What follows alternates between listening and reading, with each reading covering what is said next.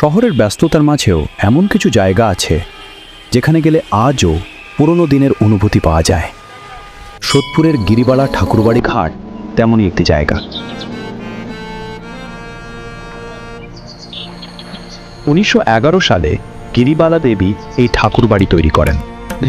প্রায় 150 বছরের পুরনো এই মন্দির আজও মানুষের বিশ্বাস আর ভক্তির জায়গা হয়ে আছে। জনবাজার রাজ পরিবারের সঙ্গে জড়িয়ে আছে এই জায়গার ইতিহাস। এখানকার প্রধান মন্দির হল রাধা গোবিন্দ মন্দির। প্রতিদিন বহু মানুষ এখানে প্রার্থনা করতে আসেন।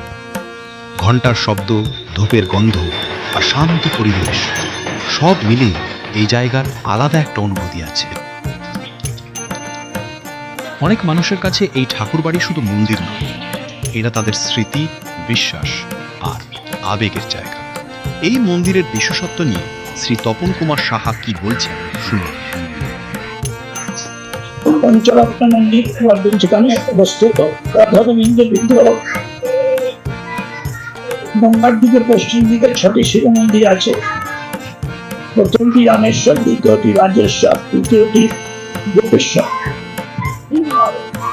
চতুর্থটি তারকেশ্বর, পঞ্চমটি ভুবনেশ্বর, ষষ্ঠটি গিরিশ্বর। এই নামে তারা অবস্থিত।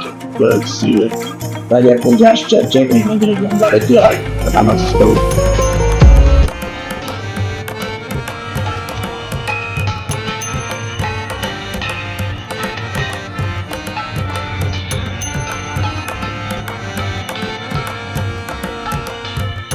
সময়ের সঙ্গে অনেক কিছু বদলে যায়, কিন্তু কিছু ইতিহাস আজও একইভাবে বেঁচে থাকে। গিরিবালা ঠাকুরবাড়ি তেমনই এক নীরব সাক্ষী।